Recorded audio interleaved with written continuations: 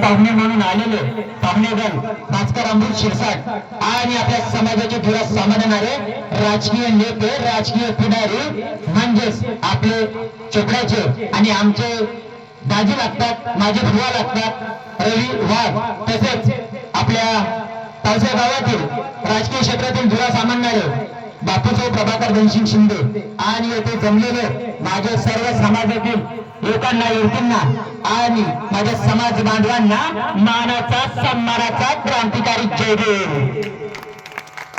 आज 1 मे 1960 रोजी 1 मे 1960 रोजी भाषा आणि संस्कृतीच्या आधारावरती या महाराष्ट्र राज्याची स्थापना करण्यात आली.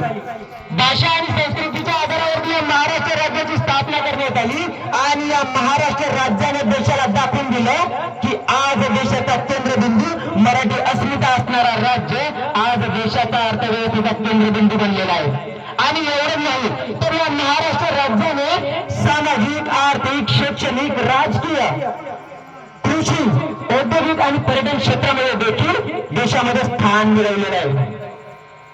आज आपण या महाराष्ट्र राज्याच्या संस्कृतीचा वारसा जर बघायचा म्हटला तर छत्रपती शिवाजी महाराज यांच्या स्वराज्यापासून ते संत तुकाराम महाराज यांच्या अभंगापर्यंत, ज्ञानज्योती क्रांतिज्योती सावित्रीबाई फुले, क्रांतीसूर्य महात्मा ज्योतिबा फुले यांच्या शिक्षण क्रांतीपर्यंत.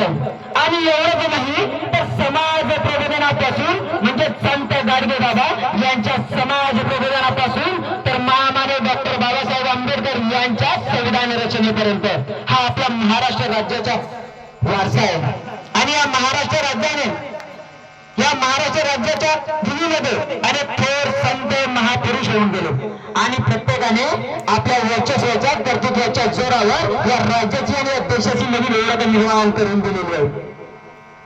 आणि एवढंच नाही तर या दिवशी आपल्या महाराष्ट्र राज्याची स्थापना झाली.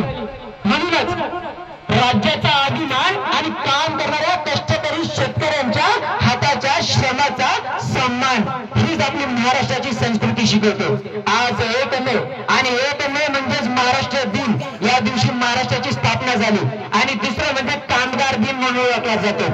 आणि योगायोगाने आज बुद्ध पौर्णिमा देखील आहे.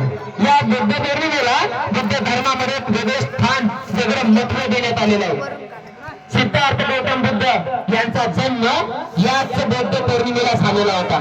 सिद्धार्थ गौतम बुद्धांना याच बौद्ध पौर्णिमेला ज्ञान प्राप्ती झाली होती. आणि एवढंच नाही तर याच बौद्ध पौर्णिमेला त्यांचं महापरिनिर्वाण झालं होतं. आता सिद्धार्थ गौतम बुद्ध सर्वांचे परिचयाचे. सिद्धार्थ गौतम बुद्ध हे राजा होते, पण त्यांनी त्यांचा त्याग केला. त्यांनी त्यांचा राजगृह सोडला फक्त एका कारणासाठी की दुःखाचं मूळ कारण काय आहे हे शोधण्यासाठी त्यांनी घराचा गृह त्याग केला.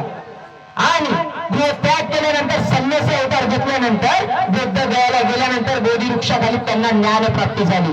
आणि ज्ञानप्राप्ती झाल्यानंतर त्यांनी जगाला संदेश दिला की आज जे जगामध्ये उच्च नीच, जाती, भेद, धर्म, पंथ, लिंग यावरून जे भेदाभाव होत होते तर हे भेदाभाव न करून त्यांनी मानवता हा मंत्र दिला.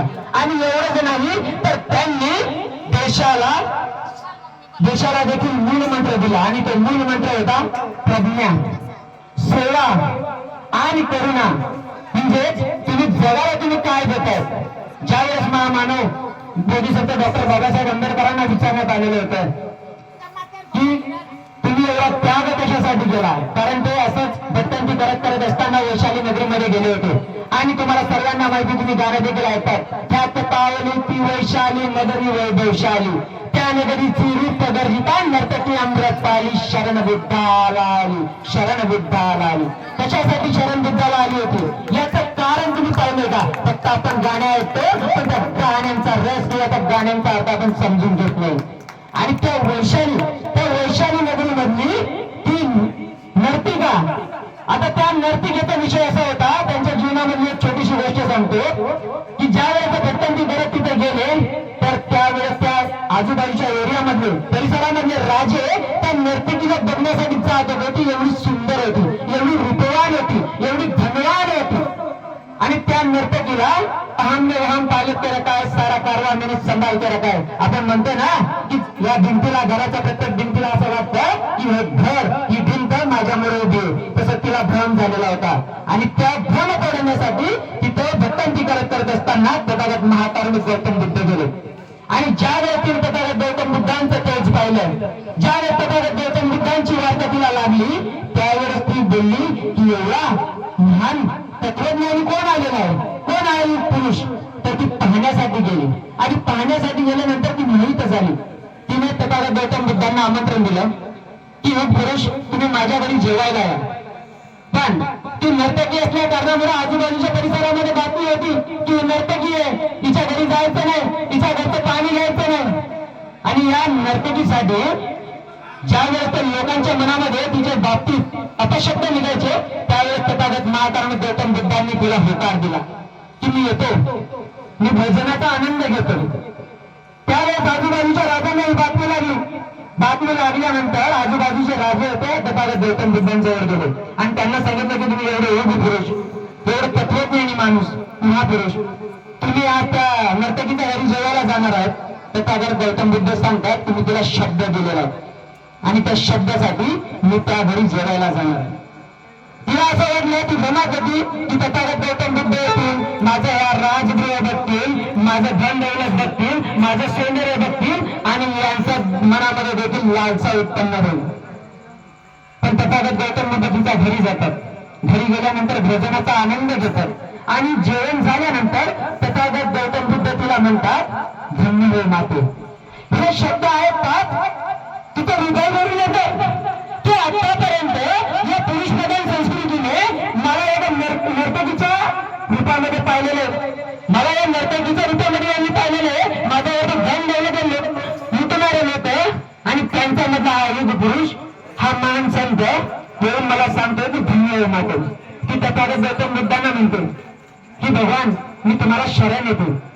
तथागतांनी विचारलं का, तर तिने सांगितलं की हे जे माझे सुंदर दिसणारे शरीर आहे हे नाशवर शरीर आहे आणि हे नाशवर शरीर आहे आणि मी जर मेली तर माझ्या संपत्तीचा देखील उपयोग होणार नाही. आणि म्हणूनच मला या सर्व त्याग करून मला तुमच्या शरणात यायचं.